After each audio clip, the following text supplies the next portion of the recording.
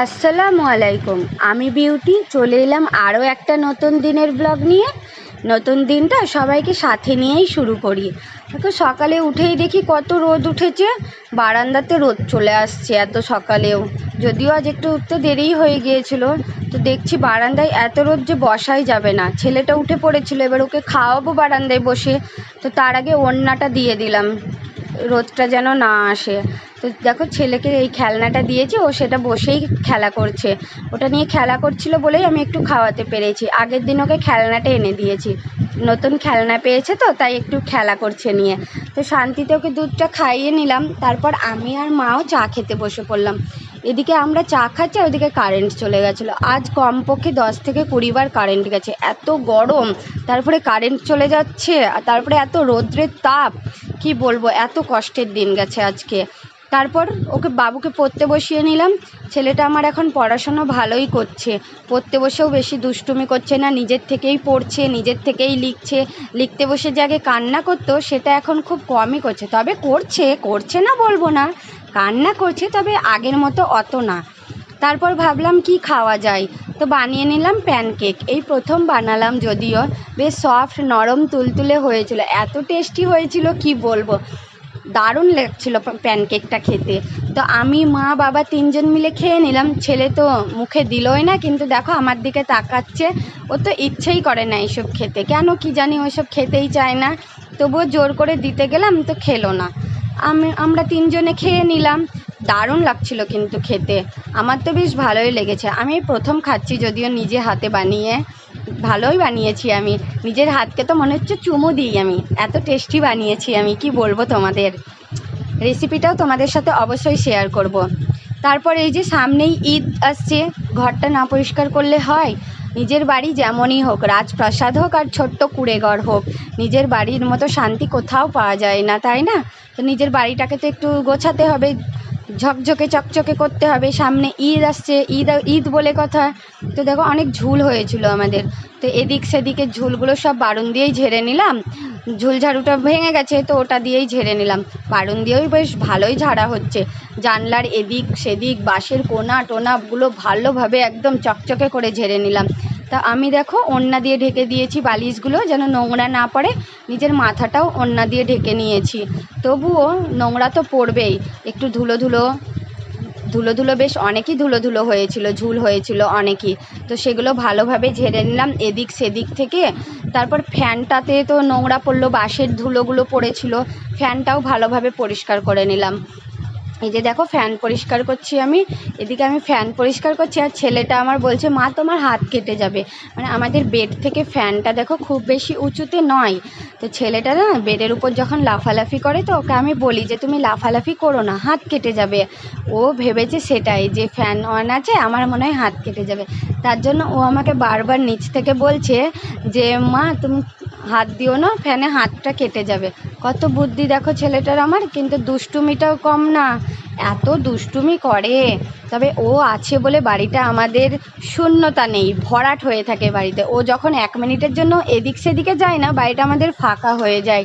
সবাই মিস করে, মা বলো বাবা বলো নানিমা বলো, সবাই ওকে তখন মিস করে। আমি তো বেশি মিস করি যখন এদিক সেদিকে যাই, আমি তার জন্য নিজের কাছ থেকে ওকে কোথাও যেতে দিই না। তারপর দেখো ওদিকটা পরিষ্কার হয়ে গেল গল্প করতে করতে। তারপর এদিকটায় চলে এলাম আমি, আলমারির এই কোনা টোনাগুলো ভালো করে ঝেড়ে নিলাম, বাঁশের উঁচুগুলো।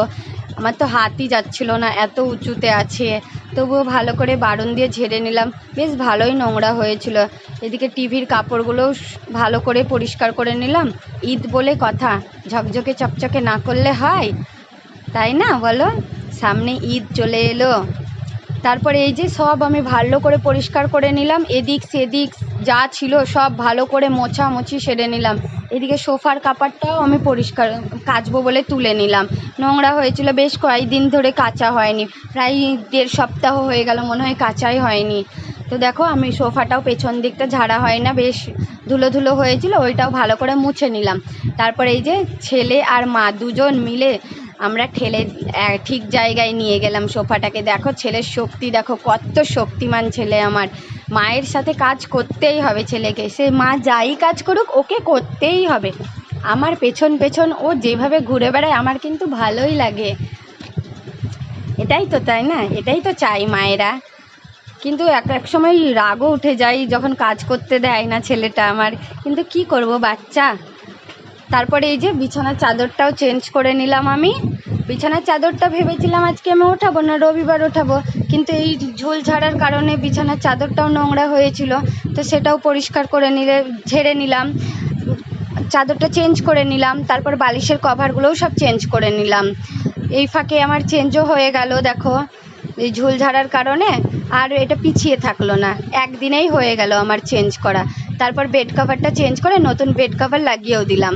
তারপর এই যে বালিশের কভারগুলোও ভরে নিলাম, বিছানাটা বেশ সুন্দর করে গুছিয়ে নিলাম। আমাদের ওই দিকটা বেডের ওই পাশটা না একটু ফাঁকা আছে, তো ভয় লাগে, সবসময় বালিশ দিয়ে রাখতে হয়, ছেলেটা যদি ঢুকে যায় ওই ফাঁকে, তার জন্য।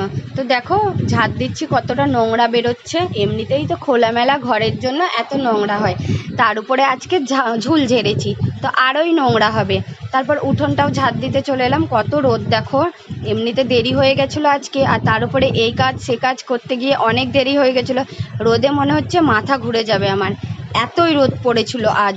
যেমন রোদ তেমন গরম, ও দারুণ রোদ পড়েছিল আজকে, আমার তো মনে হচ্ছে মাথা ঘুরে যাবে। আর তারপরে আমাদের কলপাড়ে এত রোদ হয়, বসে যে কাপড় কাচবো সেটাও পারি না। সকাল 8টা বাজতে না বাজতে কলপাড়ে আমাদের রোদ চলে আসে। কোনো রকম করে কাপড়গুলো এদিক সেদিকে, যেদিকে একটু ছায়া ছিল সেদিকে বসে কোনো রকম করে কেচে নিলাম। মেলতে গিয়েও আমার কষ্ট হচ্ছে। কাপড় কাচার পর আমি আধ ঘন্টা রেস্ট নিয়েছি, বিশ্বাস করবে না।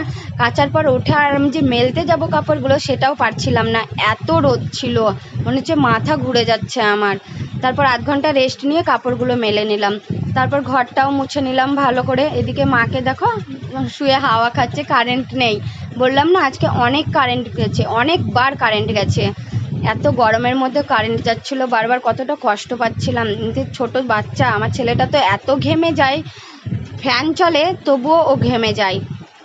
আর আমি এদিকে দেখছি বারবার যে কারেন্ট আসছে কি না। এদিকে আমার বাবাও চলে এসেছে দোকান থেকে দেখো, আর ছেলেটাকে খুঁজছে আমার বাবা, কিন্তু ও একভাবে ও মায়ের কাছেই বসে আছে, হাওয়া খাচ্ছিল। এই যে দেখো দেখে নিয়েছে। দুপুরের লাঞ্চ দেখো আমাদের হয়েছিল আজকে কুমড়ো বেগুন রসা, আর হয়েছিল ডিম আলুর ঝোল, একদম লাল লাল ঝোল, দেখো একদমই লাল লাল ঝোল, আর বেশ ঝাল ঝাল হয়েছিল। আলু দিয়ে করেছিল মা, ডিম গোটা গোটা ডিম রান্না করেছিল, আর তার সাথে মুখ মিষ্টির জন্য ছিল রসগোল্লা, ওটা খেয়ে নিলাম লাঞ্চে। তারপর তো দুপুরে রেস্ট করেছিলাম, ঘুমিয়েছিলাম একটু। তারপর ঘুম থেকে ওঠার পর না আমার বিকেলে একটু খিদে পেয়ে গেছিলো, তো বুদিয়া রাখা ছিল, ওই বোঁদেটা দিয়ে আমি মুড়ি মাখিয়ে খেয়ে নিলাম, বেশ টেস্টি লাগে আমার খেতে। তোমরা কি পছন্দ করো এইভাবে বোঁদে দিয়ে মুড়ি মাখানো খেতে? আমার তো বেশ ভালোই লাগে খেতে। ছেলেকে বললাম খাওয়ার জন্য, কিন্তু ছেলে খেলো না, আমিই খেয়ে নিলাম, এত ভালো লাগছিল এই খাবারটা খেতে আমার। তারপর বিকেলে একটু ছেলেকে নিয়ে গঙ্গাধারের দিকে ঘুরতে গেলাম। এই যে দেখো আমার মা দোকানে বসে আছে, আর ছেলেটাকে দেখো দৌড়ে পালাচ্ছে। এটা আমাদের দোকানের সামনে একটা অনুষ্ঠান বাড়ি, গঙ্গাধারে একটা অনুষ্ঠান বাড়ি, সেটাতেই দেখো ও এখন ভেতরে যাওয়ার জন্য বলছে, মা চলো ভেতরে, কিন্তু ভেতরে তো ঢুকতে দেবে না, তালা দেওয়া আছে। আর এই যে আমরা এই দিক দিয়ে সোজা যাচ্ছিলাম একটা পার্কে, কিন্তু পার্কটা বন্ধ ছিল তখন, তো ছেলেকে নিয়ে ঘুরে চলে এলাম পাড়াতে। আবার চলে এলাম তো পাড়াতে দেখো ওর বন্ধুর সাথে খেলা করছে। এটা হচ্ছে আমাদের ওই পাশের বাড়ির মেয়েটা, রায়ানের বান্ধবী, এটা তানিস্কা এর নাম। ওকে পেলে ও আর কোনো কিছু চায় না। তারপরে এই যে পাড়ায় একটা আইসক্রিম কাকু এসেছিল, তার কাছ থেকে ও আইসক্রিম নিয়েছে। আইসক্রিম পেলে তো আর কিছুই চায় না। আজকের দিনটা তো আমার এভাবেই কেটে গেল। আল্লাহ হাফিজ।